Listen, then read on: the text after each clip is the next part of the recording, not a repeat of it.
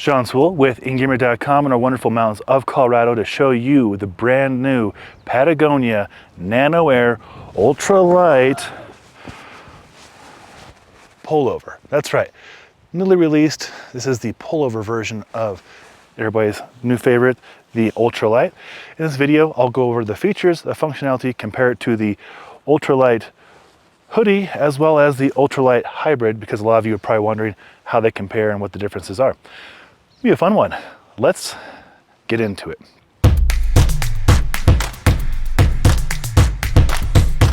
First, we'll start with sizing as we always do. I am 6 foot, 215 to 220 pounds, 45-inch chest, 34-inch waist, 36, 37 on the arms. This is a men's extra large. I feel like it might be the most well-fitting Patagonia article of clothing I have ever tested, and I've tested quite a bit. Some people complained online that it's a bit boxy. Now, I'm kind of an athletic person, given my trade of training people with kettlebells, so maybe I appreciate that kind of fit. You know, from the side profile, a little bit of a stomach, but not huge.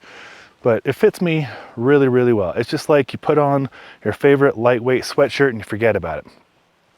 The big thing that other people have talked about the Ultralight series is just no hand pockets.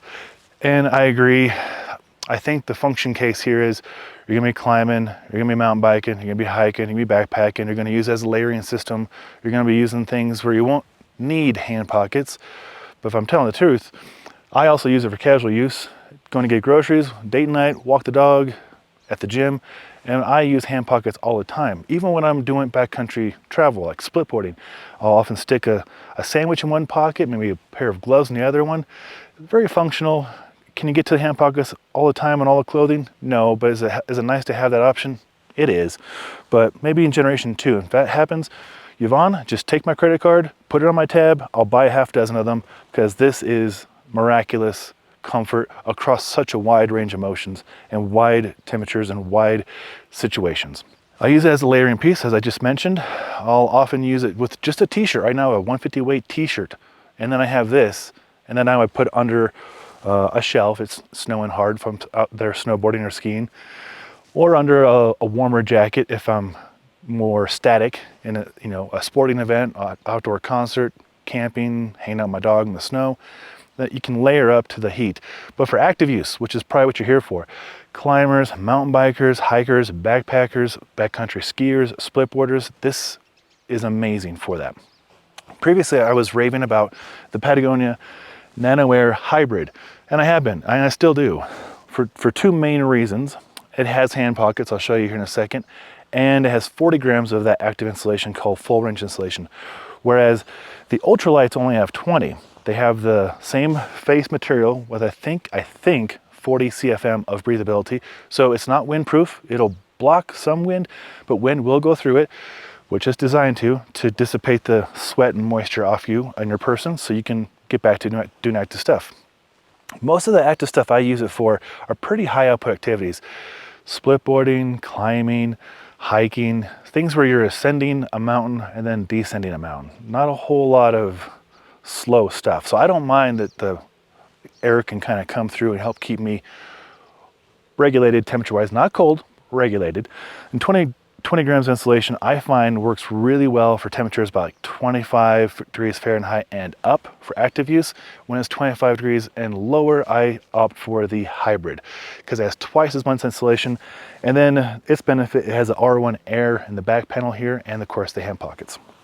So some people online also were complaining about the hood on this guy, not because it was not good, but they wish there was a version that didn't have a hood. Now, I have one solution for that, and it might not be the most attractive, but I just take the hood of the jacket and tuck it into itself when I'm up doing the activities. And hey, look at that. No more hood to blow around the wind. But that's not the most attractive solution, so there you go. No hood. You get a collar on the pullover. It's a really taut collar. Works really nice. And then you get one hand pocket right here. Also serves as a stuff sack for the jacket. It is monstrous inside. It's like this entirety is the pocket. And then you do have the pull cord right here, so you can stuff the jacket into there. You could probably stuff this jacket in there if you wanted to. But how it differs, from the hybrid. And what's good and what's not ideal, I guess it's ideal for whatever conditions you want. It's the same face material, so it's going to breathe at that same breathe rate, 40 CFM, unless I'm incorrect on that. But then you get the R1 Air. If I hold it up to the light, you can see through it, but it is heavier and thicker, so it adds a lot more weight than just the full range insulation and the face fabric. So it does weigh more, maybe 100 grams more, a couple ounces. It's not a whole lot. But some people, you know, ultralight people are ultralight people. Let's leave it at that. Well, look at this. I got hand pockets. So for casual use, this is so nice. I love grabbing this thing and going to walk the dog or get groceries or go on a date night. I have like 3 colors of this. And it always is in my truck, always with me in my person. I mean, I think I spilt some sardines or mussels last night when I was camping. Let's go home and wash it with some DWR treatment, or not DWR, some Nick Wax, and get that out of there. But as you can see, the fit is fantastic.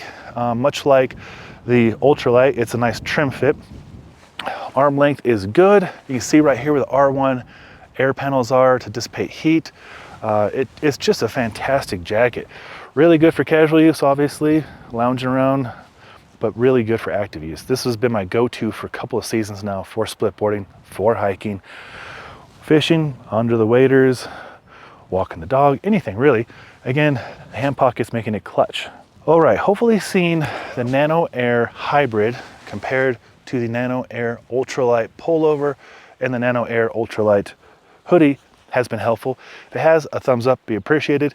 Want to see more content from Patagonia, consider subscribing to our Engearment YouTube channel. I'll have a link to that right here. And as always, if you have experience with any of these 3 jackets, feel free to share in the comments below. I might miss some stats, I might miss something completely. Educate us, put that in the comments. Tell us where you are and what part of the world, what you're doing with it, what you like about it, what do you wish they would improve, make hand pockets possibly. We love to hear all that feedback. I'm Sean Sewell, the owner and director stoke for Engearment, and until next time, take care.